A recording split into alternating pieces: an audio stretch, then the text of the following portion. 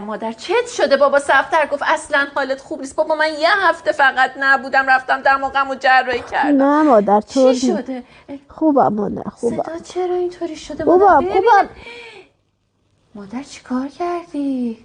دکتر گفت میگرنت انقدر زیاده باید حتما دماغتو عمل کنی. برای میگرن؟ آره این چیه اینجا؟ کانتورینگ صورت کردم.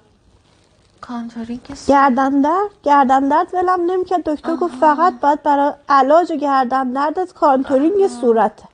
الان بهتری؟ نه باید دستشویی. خب پاشو من. مادر چی کار کردی؟ صفتر دوست داره. چی؟ آدم هرچی شوهرش دوست داره باید انجام بده. شوهر باید راضی باشه. آره پاشو بریم. مادر چی کار بکن؟ صفتر دوست داره. مادر چت شده؟ بابا صفتر گفت اصلا حالت خوب نیست. بابا من یه هفته فقط نبودم، رفتم دماغمو جراحی کردم. نه مادر چی شده؟ خوبم مادر خوبم. صدا چرا اینطوری شده؟ خوبم. مادر چی کار کردی؟ دکتر گفت میگرنت انقدر زیاده باید حتما دماغتو عمل کنی. برای میگرن؟ آره این چیه اینجا؟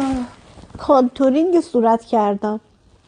کانتورینگ گردن درد ولم نمیکرد. دکتر گفت فقط باید برای علاج گردن دردت کانتورینگ صورته. الان بهتری؟ نه باید دستشویی. خب پاشو من. مادر چی کار کردی؟ صفتر دوست داره. چی؟ آدم هرچی شوهرش دوست داره باید انجام بده. شوهر باید راضی باشه. آره پاشو بریم. مادر چی کار بکن؟ صفتر دوست داره.